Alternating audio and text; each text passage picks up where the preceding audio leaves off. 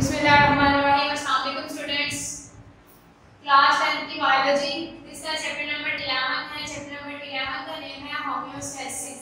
Homeostasis का मतलब क्या होता है? होमियोस्टेसिस का मतलब होता है एक्सटर्नल एनवायरनमेंट में या एक्सटर्नल कंडीशंस होती हैं उनमें चेंज आने के बावजूद अपनी बॉडी का इंटरनल टेम्परेचर होता है या इंटरनल एनवायरनमेंट होता है उसको बैलेंस रखा जाता है। यानी कि बैरूनी माहौल में तब्दीलियां आने के बावजूद जो बॉडी के अंदरूनी हालात होते हैं उनका हमें बैलेंस रखना होता है। हमें जो टेम्परेचर होता है, जो एनवायरनमेंट होता है, उसको इक्विलिब्रियम पोजीशन में रखना होता है। इसकी एग्जांपल आपने पढ़ी थी होमियोस्टेसिस की। फॉर एग्जांपल ह्यूमन बॉडी का टेम्परेचर देखा जाए तो 37 डिग्री सेल्सियस होता है। अब आपको पता है कि हमारा एनवायरनमेंट का टेम्परेचर जो है वो मुसलसल चेंज हो रहा है। अगर गर्मियों में देखा जाए तो टेम्परेचर जो है वो बहुत ज़्यादा अबव हो जाता है, सर्दियों में देखा जाए तो टेम्परेचर जो है वो लो होना शुरू हो जाता है। लेकिन उस टेम्परेचर में चेंजिंग के बावजूद जो हमारी बॉडी का टेम्परेचर होता है वो 37 ही रहता है, क्योंकि हमारी बॉडी को अपने इंटरनल एनवायरनमेंट को बैलेंस करना होता है। अगर हमारी बॉडी का टेम्परेचर जो है वो 37 से अबव हो जाएगा तो हमारी बॉडी के जितने भी एंजाइम होते हैं वो सारे के सारे डीनेचर होना शुरू हो जाते हैं। देन आज के टॉपिक की तरफ चलते हैं जो है फंक्शनिंग ऑफ किडनी या गुर्दे का फेल। ये गुर्दे जो है इनका क्या काम होता है? आपने पढ़ा था कि हमारा इंसान का यूरिनरी सिस्टम होता है, उसके 4 पार्ट्स हैं जिसमें किडनी था, यूरेटर थी, यूरिनरी ब्लैडर थी और यूरेथ्रा थी। उसमें सबसे पहले अब किडनी है। इस किडनी का फंक्शन क्या होता है, इसका काम क्या होता है हमारी बॉडी में? Main function of kidney is urine formation. इसका सबसे अहम काम देखा जाए किडनी का तो वो यूरिन फॉर्मेशन होता है।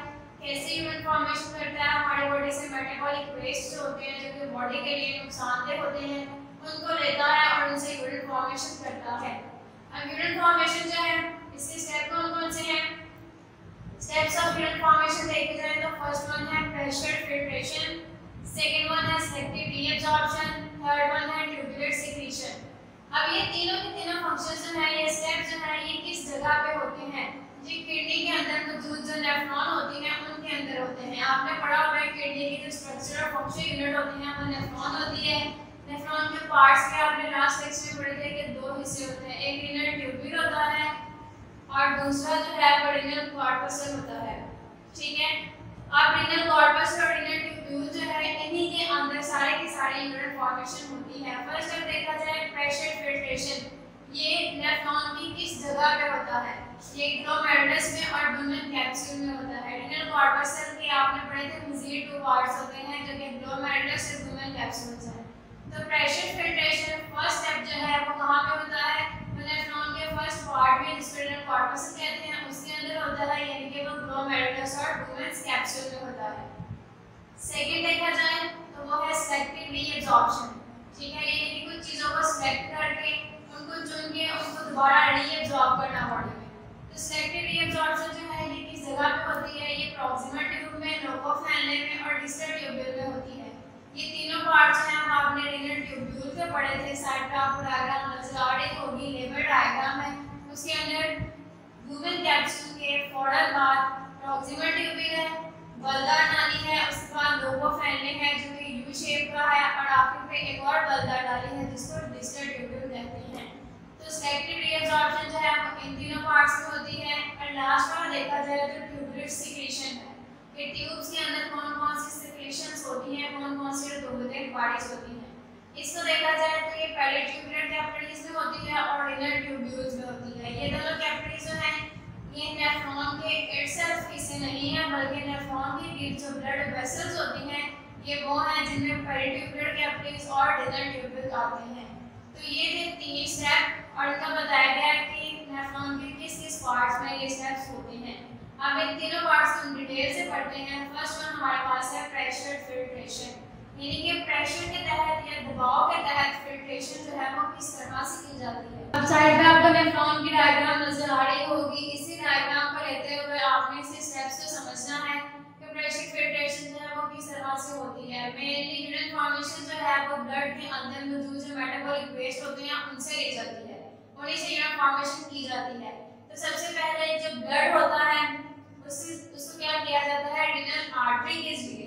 रीनल आर्टरी होती है वो गुर्दे की एंट्रेंस पे होती है, तो रीनल आर्टरी के जरिए जो खून होता है उसको गुर्दे में दाखिल किया जाता है, ब्लड को इससे एंटर किया जाता है किडनी बाद वो क्या करता है, वो बहुत से आर्टरी ग्लोमेरुलस में चला जाता है, यानी कि रिनल आर्टरी से वो किडनी के अंदर एंटर होता है ब्लड, वहां से वो आर्टरीज में जाता है, आर्टरीज में जाने के बाद वो ग्लोमेरुलस में चला जाता है।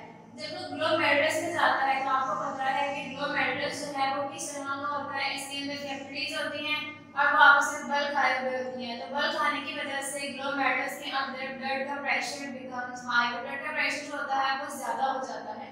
इस ब्लड के प्रेशर के ज्यादा होने की वजह से, दबाव के ज्यादा होने की वजह से उस ब्लड के अंदर मौजूद जो वाटर, ग्लूकोज, सॉल्ट्स और यूरिया वगैरह होते हैं वो क्या होते हैं, forced out of the glomerular capillaries. वो क्या करते हैं, ग्लोमेरुलर के गिर्द जो कैपिलरीज होती हैं उससे वो बाहर आ जाते हैं।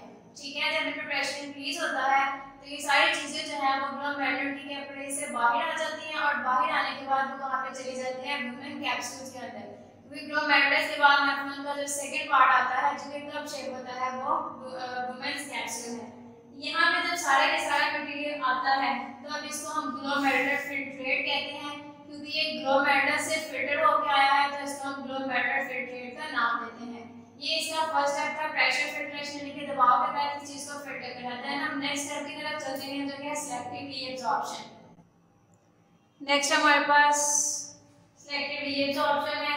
सेलेक्टिव रीअब्जॉर्प्शन जो है, जैसे कि आपको पहले बताया गया है कि सारे के सारा ये स्टेप जो होता है वो नेफ्रॉन के सेकंड पार्ट में, यानी कि रिनल ट्यूब्यूल के अंदर होता है, जिसके पार्ट्स में आ जाता है proximal convoluted tubule, lobe of Henle और डिस्टल कन्वोल्यूटेड ट्यूब्यूल। अब इन तीनों पार्ट्स में रीअब्जॉर्प्शन जो है वो किस तरह से होती है। सेलेक्टिव का मतलब होता है कुछ चीजों को चुनना, सिलेक्ट करना, और रीअब्जॉर्प्शन का मतलब होता है उनको दोबारा जिस्म में वापस जज़ब करना। इनमें सबसे पहले क्या होता है, आपने फर्स्ट स्टेप में पढ़ा था प्रेशर फिल्ट्रेशन में कि एंड पे जो मवाद बचता है, जो मटेरियल बचता है वो क्या होता है, उसको हम ग्लोमेरुलर फिल्ट्रेट कहते हैं।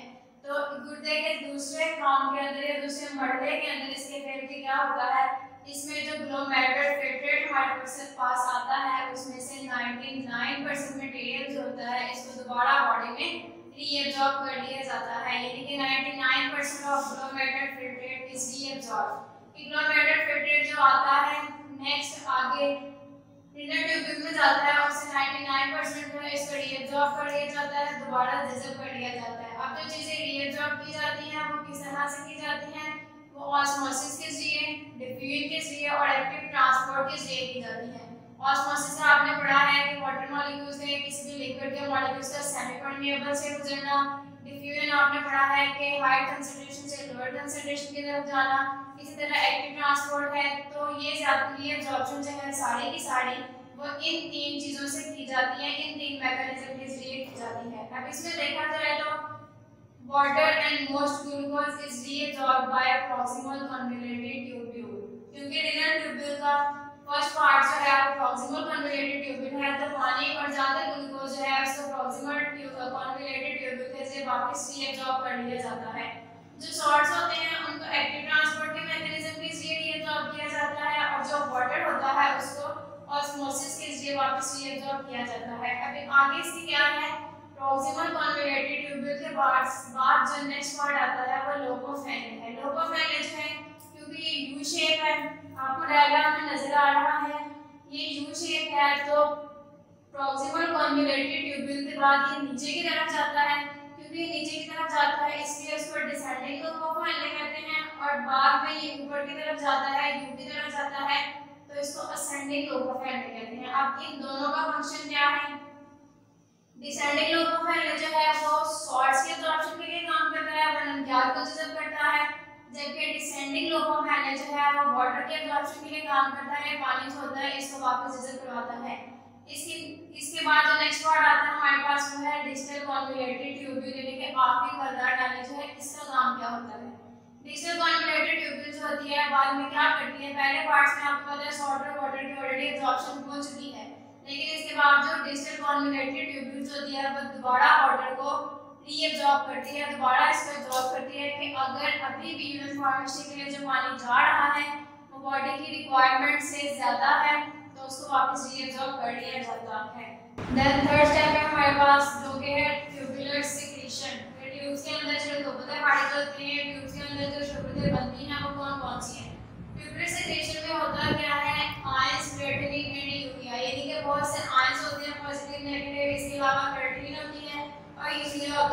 इन सबको सिक्रीशन बनाकर वहाँ भेजा जाता है, सेक्रेटेड फ्रॉम ब्लड, ब्लड से इन सबको सिक्रीशन बनाकर सेक्रेटेड इनटू रिनल ट्यूब्यूल, यानी कि ब्लड से इन सबको सिक्रीशन बनाया जाता है, रतूबत बनाया जाता है, और बनाने के बाद इनको रिनल ट्यूब्यूल के अंदर डाल दिया जाता है।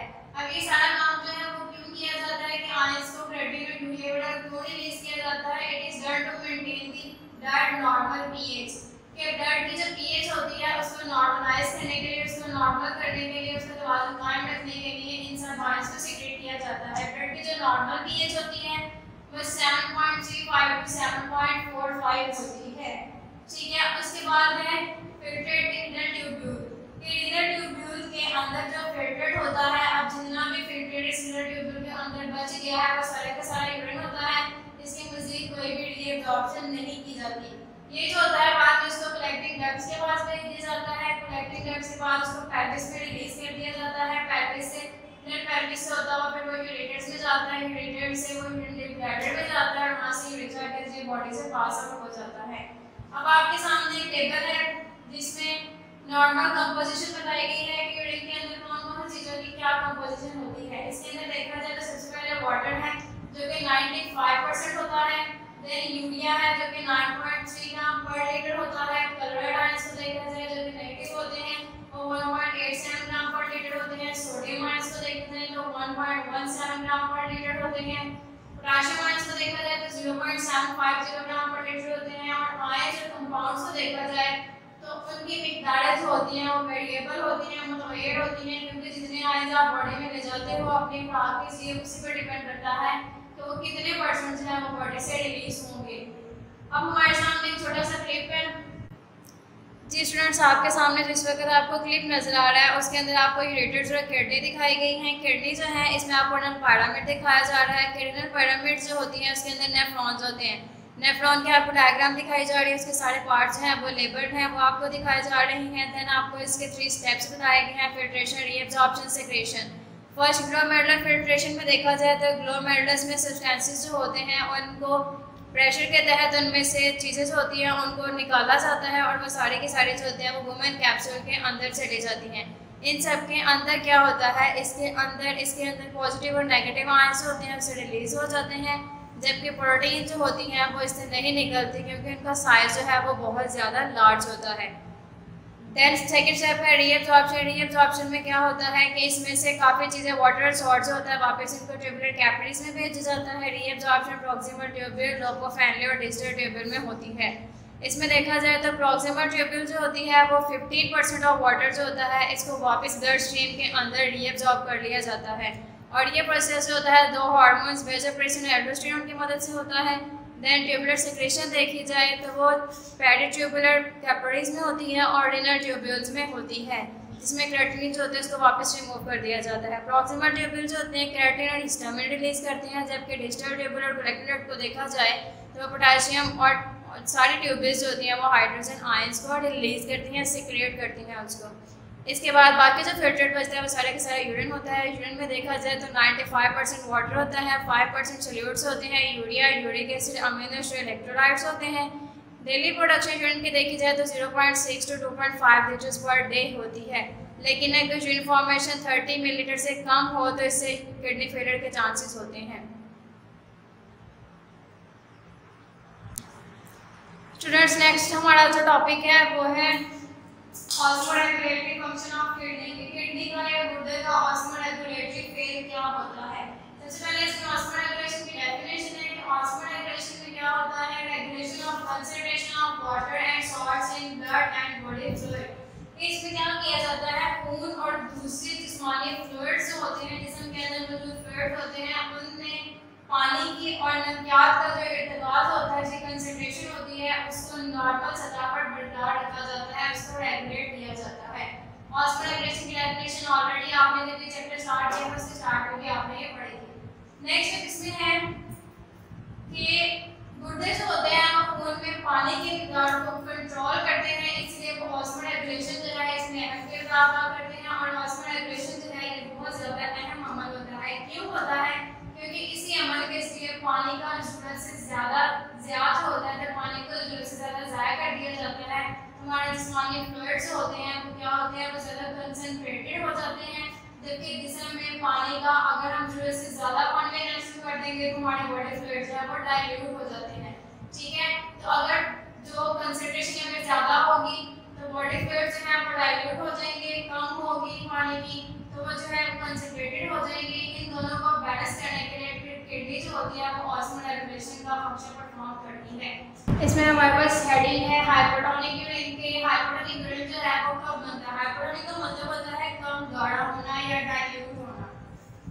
एक्सेस वाटर इन फ्लूइड्स, जब हमारी बॉडी में या बॉडी फ्लूइड्स में, जिस्मानी फ्लूइड्स में पानी की मिकदार जो है वो ज़्यादा हो जाती है तो उससे क्या होता है? डाइल्यूट यूरिन बनता है। यूरिन जो होता है वो कम गाढ़ा होता है। इस मकसद के लिए फिर क्या किया जाता है? क्योंकि हमारी जो बॉडी है उसको ऑस्मोरेगुलेशन करना होता है, यानी कि अपने अंदर वाटर की और सॉल्ट की कंसंट्रेशन जो होती है वो रेगुलेट करना होता है या उनको मेंटेन करना होता है। तो इसके लिए फिर वो क्या करती हैं, अगर बॉडी के फ्लूइड्स के अंदर वाटर जो है वो ज़्यादा मिकदार में होगा तो किडनी फिल्टर मोर वाटर के, हमारे जो गुर्दे होते हैं वो क्या करते हैं, वो ग्लोमेरुलस की कैपिलरीज से पानी जो है उसको ज़्यादा फिल्टर कर देते हैं और पानी ज़्यादा फिल्टर करने की वजह से लेस वाटर रीअब्सॉर्ब, जब पानी ज़्यादा फिल्टर हो जाता है तो पानी जो है वो कम मिकदार में वापस बॉडी में जज़ब होता है। और इससे क्या होता है? Volume of body fluids normalise, के जो यूरिन फॉर्मेशन है वो डाइल्यूट हो जाती है जिसकी वजह से हमारे जो बॉडी फ्लूइड्स होते हैं उनके अंदर वाटर की या फ्लूइड्स की कंसंट्रेशन जो है वो नॉर्मल हो जाती है। हाइपरटोनिक यूरिन, हाइपर का मतलब होता है किसी चीज़ का गाढ़ा होना।